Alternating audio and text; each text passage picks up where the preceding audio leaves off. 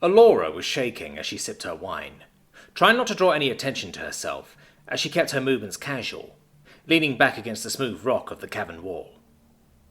The sounds of the party had quickly given way to a ringing in her ears, which she couldn't shake as she covered her ears in a vain attempt to drown it out.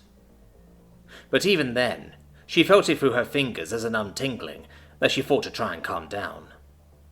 But try as she might, the feeling of dread wouldn't leave her. Suddenly, she felt a furry muzzle nudge her hand away from her ears as Dante licked her cheek.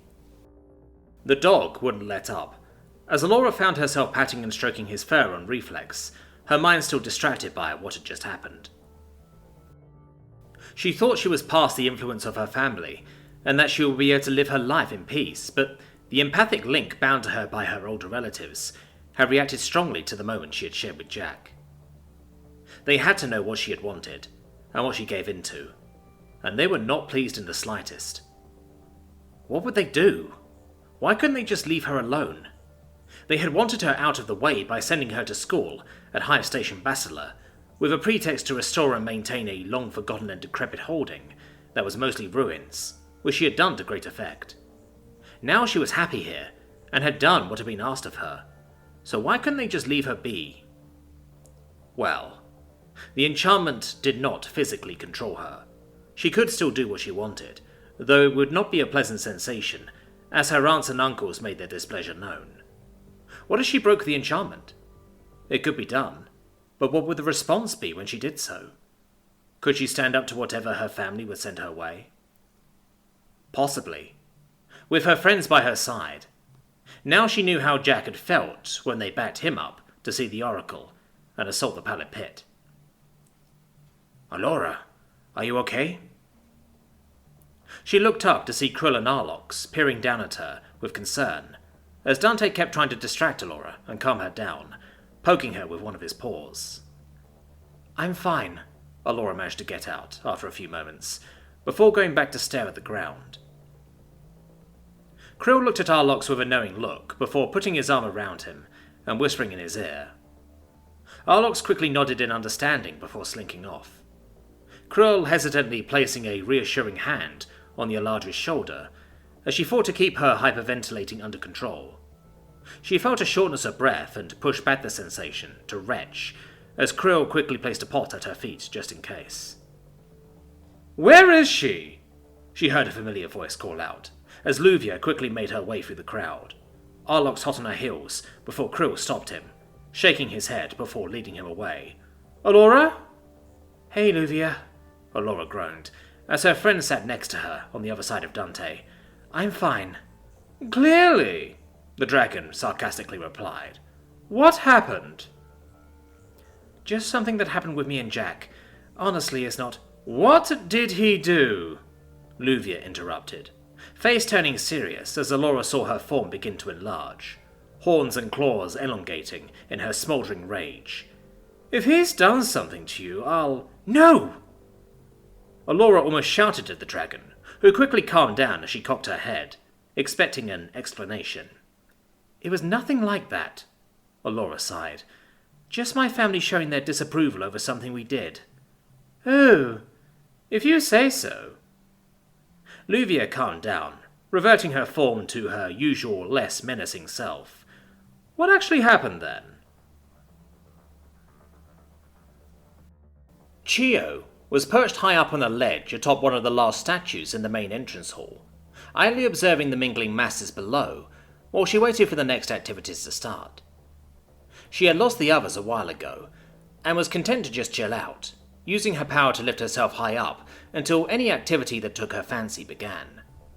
Crowds weren't really her thing.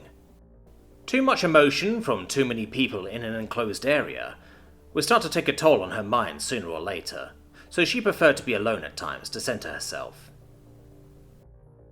It was then that a lump leapt high in the air and grabbed onto the ledge she was sat on. Hey, Chiyo, Jack called, as the Alethi almost fell off in shock. Jack! You scared me. What's wrong? It's Alora, Jack panickingly told her. I think I fucked up. We were dancing and... She had a panic attack, Chiyo quickly interrupted, having quickly realized what had happened. Jack Jack began. Maybe? Can I see your recent memory of what happened? Chiyo asked, and Jack quickly nodded. Jack felt a brief sensation press into his mind, before the effect quickly subsided, and Chiyo sighed. She should be alright when she calms down. It's not your fault, the Ilithi replied, taking another sip of her wine. It was sure as hell something I did, though, Jack sighed. I'm sure Alora will tell you more herself, but Eladri society is a bit strict, and has a lot of expectations, Chiyo tried to gently explain. I think the pressure just got a bit too much for her, but I think she'll be fine. I'll let everyone else know so they can check on her if they find her. Thanks, Chiyo. Jack gave a worried sigh. Don't worry so much. Chiyo rolled her eyes as she nuzzled up to him. This is pretty much the standard for a party full of teenagers. She'll probably just laugh it off the next time you see her. All right. Jack nodded his understanding. I'll talk to her once we've cooled down. It'll be fine, Chiyo shrugged. Besides, the night is still young. What were you even doing up here anyway? Jack asked, now allowing a hint of a grin to return. Needing a place to brood? Chiyo rolled her eyes. I don't brood. You sure? Jack teased. I could fling you off, you know, Chiyo giggled, as a small gaggle of musicians made their way onto the stage. Using her power, she lifted 2 glasses of wine from a thoroughly shocked waiter who hadn't seen them, replacing them with her empty one. Clinking them together, they took a sip of the sugary wine, as the band began to play a jazz-like tune. If it's all the same to you, I think I'll enjoy the good seats for now, Jack grinned. Chug! Chug! Chug! Chug! Chug! Nika grinned widely, as she downed the tankard of Hold of Ale she had been dared to finish in one go, riding the high of the crowd as she kicked it back, before turning the tankard upside down and slamming it on the table. Ha! Told you I could do it, she grinned, basking in the applause. It's a good thing we overstocked, Sveta smiled, having taken a place of honour at the large table they were all sat at, playing the gracious host for her classmates that didn't want to mingle and mosh in the centre of the great chamber. It hadn't gone unnoticed by Nika that there was a tight space reserved next to Sveta, and she had her suspicions on who it was reserved for, should he make his way to them. I bet not even your top-line stuff can bring me down, Sveta, Nika boasted with a grin, as several of the students around them nodded enthusiastically. Nice try, Nika. The Hodov host laughed. We're not rolling those barrels out just yet. Maybe later if you're still conscious by then. Several Hodov officials went running past them, and for a moment, Nika thought they were going to bring the banhammer down on her for her excessive drinking. Instead, they rushed past them towards one of the alcoves where the toilets were. What happened? Nika asked. A trail scurried back from the opposite direction, along with a small crowd. No idea, Rail shrugged. I was at the back, but something must have happened in the bathroom. Maybe someone cut a glory hole, Nika snorted, prompting sniggers from around the table, with Sveta looking quite abashed at the suggestion. I had heard that Sashil from Mr. Gord's form class wanted to try and get a rainbow party going. Maybe she cut one as a warm-up, Zell added, slinking up next to their sibling. Not through solid rock they wouldn't, Sveta pointed out. Someone probably passed out. It happens, especially when species with low tolerance think they can handle Hold of Ale. Speaking of, Nika grinned, I'm going to get some fresh air now that the main gates are closed. The music isn't my thing anyway. Has Jack tried any of this ale yet? Sveta asked. Never let it be said that Clan Barzan doesn't know how to host a proper Hold of welcome. I'll send him your way if I spot him, Nika grinned. Challenge him to down the ale. It'll do him some good. That was the plan, Sveta called back in a farewell.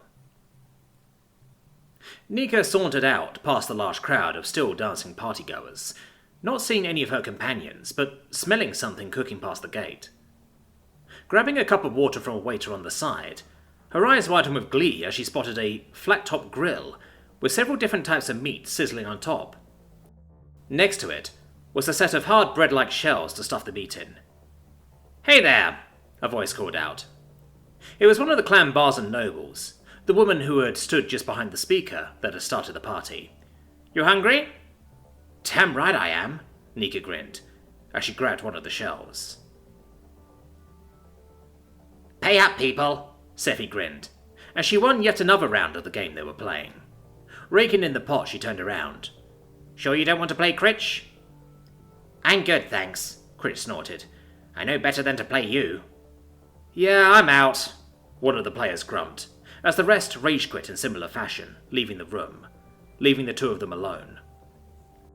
Seffi shrugged and took a sip of her wine, waiting for a decent period of time before allocating the piles of money into roughly similar piles, and sliding one of them over to the lister. Too easy, Critch grinned, as he pocketed his share. Ash already tried to bluff hard there, Seffi grinned. Any other time they might have won. Playing fair is for suckers, Critch snorted back. Can't believe nobody's caught on yet. They only have to catch on once, Seffi countered, so that's it for tonight. Damn, Critch sighed. Well, let's hope Val can get our group a job soon. I could do with a big payday. Not me. My group is being through enough for now, Seffi told him. Bills paid, enough food to last a few months, and we don't have any active bounties to worry about. Maybe a few trivial jumps to keep us on form, and not bored, but that's it. I would say that's lucky, but from what I know it probably wasn't, Critch reasoned. Yeah, the less you know the better, Seffi agreed. Not even proper jobs to be honest, but the payoff worked out. My grandfather sometimes has us do stuff, Critch said with a shrug. Maybe he'll have something for you in a few months. You got his attention when the Redeemer showed up. I'll keep that in mind, but only if it comes with free drinks, Seffi grinned. Anyway, I'm going to see if I can find out where they bring the food in from. Winning money is hungry work. I don't suppose you know where Zale is, do you? Critch asked, before Seffi had a chance to exit. Seffi raised her eyebrows. Don't look at me like that. Val and the guys have been giving me shit for it, so the least I can do is speak to them about it before she joins Jack's hut. Oh no, Seffi interrupted, trying and failing to put on a serious expression, as Critch tried not to burst out laughing. Let me stop you right there. We are not calling it a fucking harem. It's just a casual thing between friends. That's all. Now it was Critch's turn to raise his eyebrows, only for Seffi to throw a cushion at him. I don't see it happening with the twins, she relented. So go for it. Haven't seen neither of them tonight, though. Maybe they're in one of the side rooms. Thanks, Critch replied, hyping himself up after downing a hearty swig of ale that would have put Nika to shame, before lightly jogging out of the room. Seffi sighed, before coming to a realization. Motherfucker took my drink. She went to find another. Pretty good act, Jack admitted, as the musicians finished their last song and exited the stage, as some background music came on to replace them. These guys had a lot of variety too. I have no idea what any of their instruments are or how they work, but they can certainly do a lot with them. Clan Barzum certainly haven't skimped on the entertainment, Chiyo nodded in agreement. Have you calmed down enough yet? I guess I have a bit, Jack sighed. In that case you should probably go and mingle, Chiyo pointed out, as she floated the pair of them to the ground with little warning. There are a lot of people that are curious about you, and we did promise to enjoy ourselves tonight. Go have some fun. What about Alora? Jack asked. She'll be fine, but I'd still give it a little bit of time before actively seeking her out, Chiyo smiled. I've known her longer than you have, so trust me when I say she'll probably benefit from a bit of space, at least for now. Alright, if you say so. Though you told me it wasn't my fault earlier, so I'm guessing that wasn't completely true? Jack asked. You are not at fault, but you may have been the catalyst, Chiyo clarified. I've already conned the others to let them know what's happened, so they know to keep an eye out. Alright, Jack slowly replied, still a little confused. If you say so, I'll probably go explore the complex for a bit, and see what's going on. This place is pretty massive. What about you? I think I'll partake of some of the food here. Apparently Nika says there's some nice meat around, but I'm craving some more cheese appetizers. I'll catch up to you later. Not brooding, I hope? Jack teased, only for Chiyo to playfully slap his arm.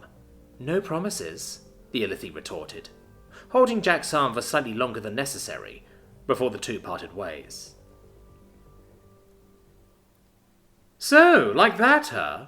Luvia sighed. And I thought my family was bad. I'm afraid so, Alora nodded, having calmed down in no small part because Dante wouldn't stop demanding her attention, distracting her from her negative thoughts. Honestly, when I left for High Station Bachelor, I didn't think I'd ever be bothered by them again if I just stayed here and lived my own life. I'm more of a convenience out of the way of the politicking back home, so I would have thought that they would be satisfied enough with my exile. I guess not. They obviously have something in mind for you, Luvia pointed out. A betrothal or some other arrangement that they've organised, based on what triggered the response? That's what I've always been afraid of, Alora admitted. I would sooner die than continue to be a pawn to their schemes, especially like that. Whatever you do, you need to be ready to deal with the consequences. Luvia placed a reassuring hand on her friend's shoulder. The Eladri nations are on par with the Red Legion, as you well know. Your physical distance helps you here, but they will have a means to get to you. Whatever I decide, I will need to talk to my group about it first and make sure they're on board, and knowing them, they'll support me whatever happens, Alora sighed. Woof! Dante barked, causing Luvia to suddenly and very uncharacteristically jump back in shock, not having even met the dog before tonight. Thanks for the vote of confidence, Alora finally smiled, scratching the dog behind the ears. You might want to consider a change of residence or identity, Luvia began. No. Alora shook her head. I am not the little girl that travelled here those years ago. Whatever happens, I will not run or hide. If my aunts and uncles want to do something about it, I will stand and fight. They don't know how much I've grown or what I've accomplished. And so they will likely underestimate you, Luvia reasoned, nodding her head and beaming with approval, her jagged fangs glittering in the low light, twinkling around them, giving you ample opportunity to turn the tables if they try something. Yes, Alora nodded with resolve. I don't know what I'm even so afraid of anymore. We faced horrors like we've never faced before ever since Jack joined us, and we've been the best version of ourselves. I can't do this alone, but I can do it with them. She stood up, having found her courage.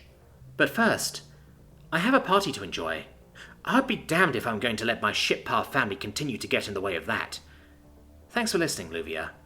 Any time, the dragon grinned back. Woof! Dante barked in encouragement. And thank you too, Dante. Alora scratched him behind the ears and threw him a sausage she took from one of the nearby tables. I think Jack will need you more than I do at this point. Poor guy must be hating himself right now, so you need to find him and help him feel better. Funny, Luvia quipped. Finding Jack and making him feel better was my plan as well. I can't believe I actually thought he might have done something untoward. Well, it looks like Dante has a head start, Alora chuckled, as the dog quickly skittered off around the corner and sped off into the distance.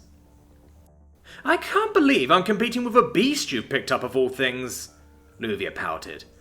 Will you be all right on your own now? She asked Alora. All good now, Alora smiled. Go have fun. And good luck.